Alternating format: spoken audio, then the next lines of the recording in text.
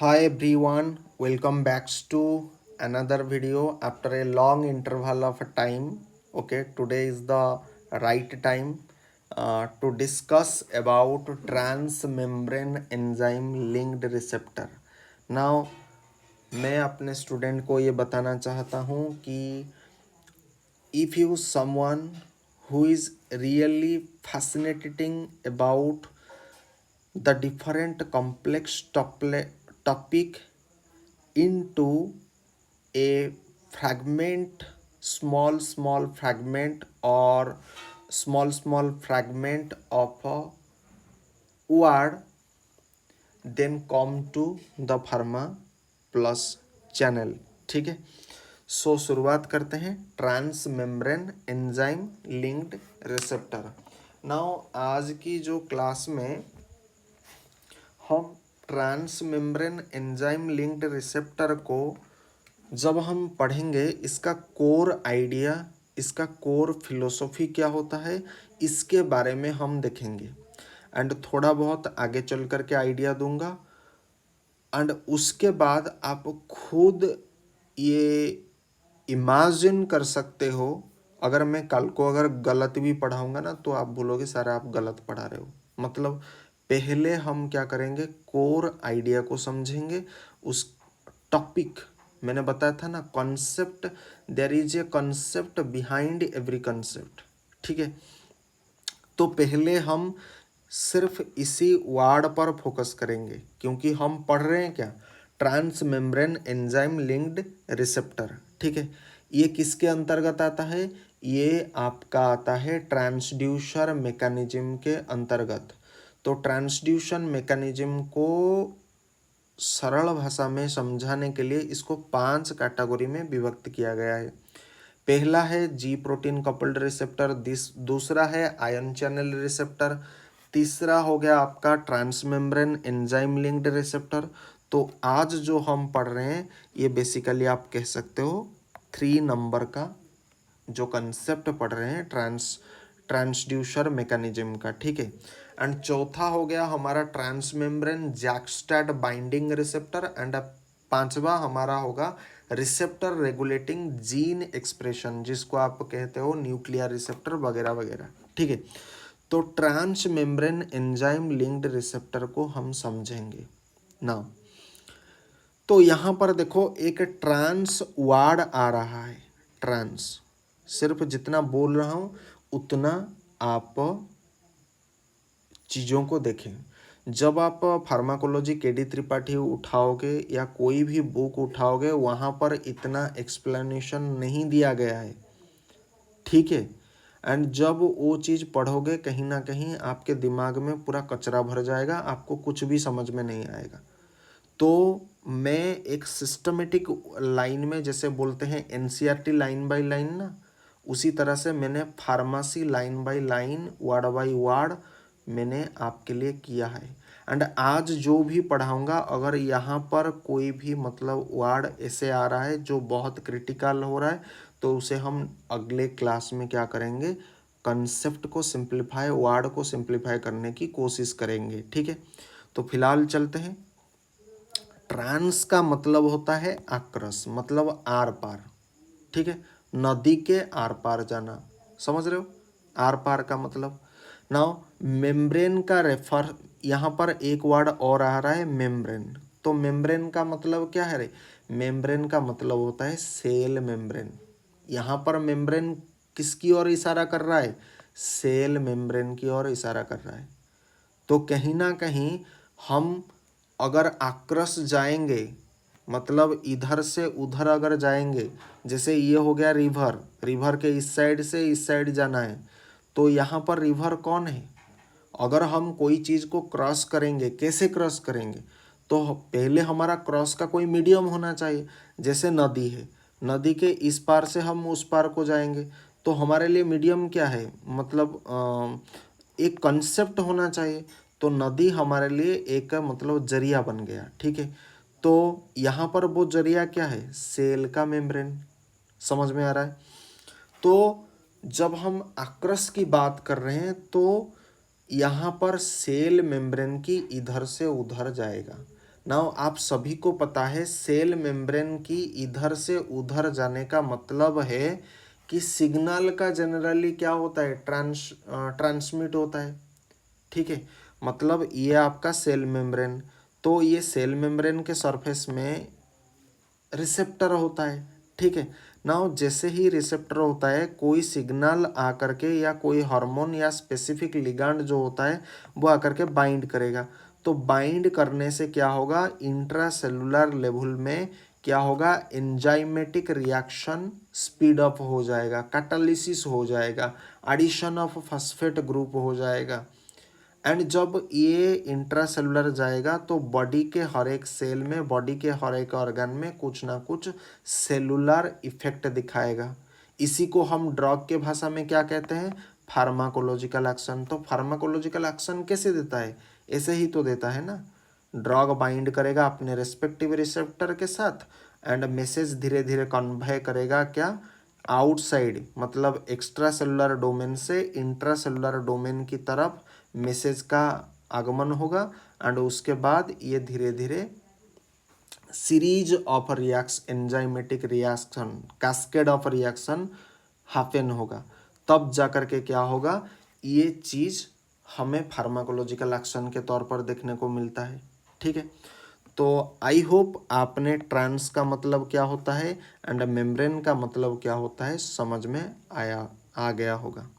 Now the fatty layer separating the inside of the cell from the outside, जो हमने अभी अभी आपको बताया था। ठीक है, now transmembrane protein is one that physically goes through the entire thickness of the cell membrane. ठीक है, ये जो ट्रांसमेम्ब्रेन जो प्रोटीन होता है ये क्या होता है, फिजिकली, ये फिजिकली जाता है। ठीक है, मतलब इसका अस्तित्व है, ये entire thickness of a cell membrane. तो मान लीजिए ये हमारे लिए सेल मेम्ब्रेन होगा, ये टोटली ट्रांसमेम्ब्रेन प्रोटीन। ट्रांसमेम्ब्रेन का कहने का मतलब होता है, तो मैं यहाँ पर एक सिंपल कर देता हूँ डायग्राम ताकि आपको आसान मिलेगा। मान लीजिए ये हमारा सेल मेम्ब्रेन, तो ये हो गया हमारा आउटसाइड, ये हो गया हमारा इनसाइड। तो यहाँ से क्या होगा, रिसेप्टर का बाइंडिंग साइट ऐसे प्रेजेंट होगा एंड ये धीरे धीरे अंदर की तरफ आएगा एंड जैसे ही अंदर की तरफ आएगा यहाँ से क्या होगा, एंजाइमेटिक रिएक्शन डिफरेंट चालू होगा। ठीक है, now it has part sticking out on the outside of the cell, parts inside the cell and connecting part crossing the membrane itself. This allows it to receive the signal outside and transmit them inside. जो मैंने अभी अभी बताया था, कोई इसमें बहादुरी वाला काम नहीं, बस आप चीज़ों को कनेक्ट कर पा रहे हो या नहीं, वो इम्पोर्टेंट है।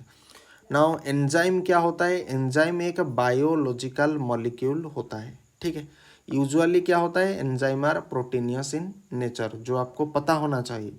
दैट स्पीड अप को केमिकल भाषा में क्या कहते हैं, कैटालाइज कहते हैं। कैटालाइज मतलब कोई भी एंजाइमेटिक रिएक्शन जो बॉडी में होता है उसको ये स्पीड अप कर देता है, मतलब आगे बढ़ जाता है वो रिएक्शन बहुत फास्ट फॉरवर्ड हो जाता है। So that speed of specific chemical reaction inside living things. So हमारा लिविंग थिंग्स क्या है, आपका बॉडी है। Now in this context the enzyme is usually a kinase. तो यहाँ पर AAC वर्ड आ रहा है। ठीक है, तो ये एक एंजाइम है। तो यहाँ पर जो एंजाइम को हम बात कर रहे हैं वो एंजाइम जनरली एक काइनेज होता है। ये काइनेज क्या करेगा, एडिशन ऑफ फॉस्फेट ग्रुप करेगा। ठीक है, फॉस्फोराइलेशन होगा। ठीक है, नाउ लिंक्ड का मतलब क्या होता है, कनेक्टेड, जॉइंट और कपल्ड टुगेदर, मतलब एक दूसरे से कपल्ड हो जाना, जॉइंट हो जाना, एक दूसरे से संबंध स्थापित कर लेना। ठीक है, now in enzyme linked receptor, linked means the receptor protein and enzyme function are physically connected as part of the same molecule. ठीक है, the part that detect the signal, ठीक है, generally hormone binding domain, is directly attach to the part that create the cellular response, जिसको हम क्या कहते हैं, enzyme domain. तो हमेशा याद रखो आपका जो सेलुलर रेस्पॉन्स होता है वो कहाँ पर होता है, इंट्रा सेलुलर डोमेन में, ठीक है। इंट्रा सेलुलर डोमेन को बोला जाता है एंजाइम डोमेन। एंड आउटसाइड जो पार्ट होता है वो आपका कौन पार्ट होता है, जनरली रिसेप्टर पार्ट।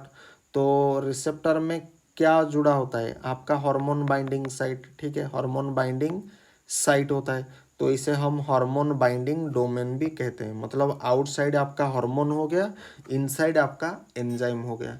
एंजाइम क्या करेगा, आपके जितने भी बायोकेमिकल जो रिएक्शन बॉडी में होता है उसको फास्ट फॉरवर्ड करेगा, ठीक है। नाउ रिसेप्टर का मतलब क्या होता है, रिसेप्टर का मतलब होता है ये पहले रिसीव करेगा, उसके बाद रीड करेगा, उसके बाद रिस्पॉन्ड करेगा। पहले ये रिसीव करेगा, बाद में ये देखेगा कि ये मेरे लिए काम का है या नहीं। अगर काम का नहीं, भाई तुम दूसरा किसी रिसेप्टर के पास जा कर के अप्रोच करो, हमारे किसी काम का नहीं। अगर उसने रिसीव किया, रीड करने के बाद मान लीजिए उसको कोई ड्रग मॉलिक्यूल काम का लगा या फिर कोई हार्मोन काम का लगा, तो फिर वो उसे अंदर आने देगा। और जैसे ही अंदर आने देगा उसके बाद क्या होगा, एंजाइमेटिक रिएक्शन चलेगा, ए सीरीज ऑफ एंजाइमेटिक रिएक्शन, ठीक है। नाउ रिसेप्टर क्या होता है, एक स्पेशलाइज्ड प्रोटीन होता है, यूजुअली लोकेटेड कहाँ पर होता है, सेल की सरफेस, मतलब सेल की सतह पर ये प्रेजेंट होता है, या फिर इनसाइड द सेल प्रेजेंट होता है, that detects and bind to specific signalling molecule.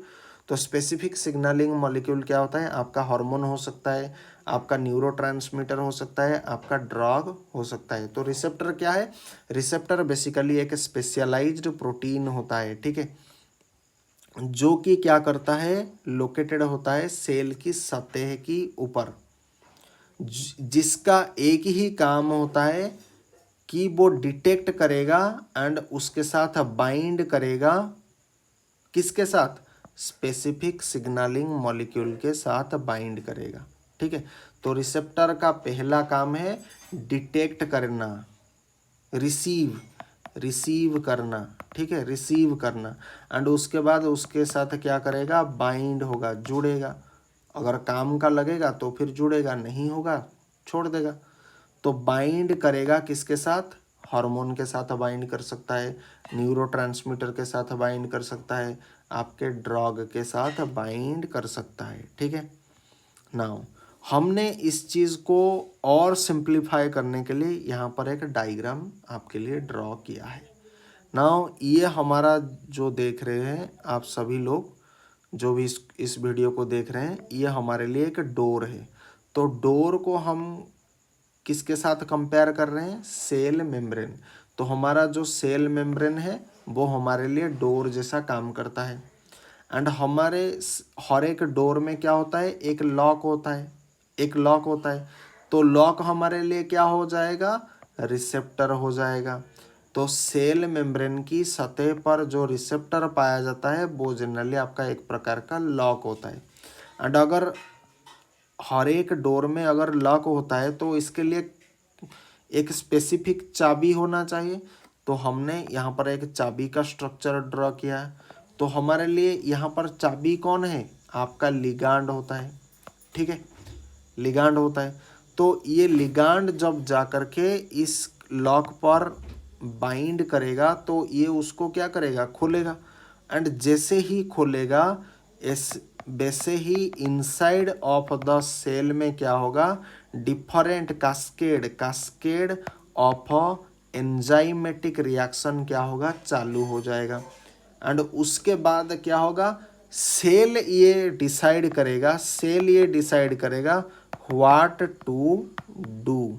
अब करना क्या है, रिएक्शन तो हो गया, करना बेसिकली क्या है, अगर मान लीजिए किसी चीज़ मतलब कंट्रैक्शन हो रहा है तो ये उसको रिलैक्सेशन करेगा, या फिर किसी चीज़ का अगर बढ़ जा रहा है तो ये उसे घटाएगा, या फिर घट रहा है तो इसको बढ़ाएगा।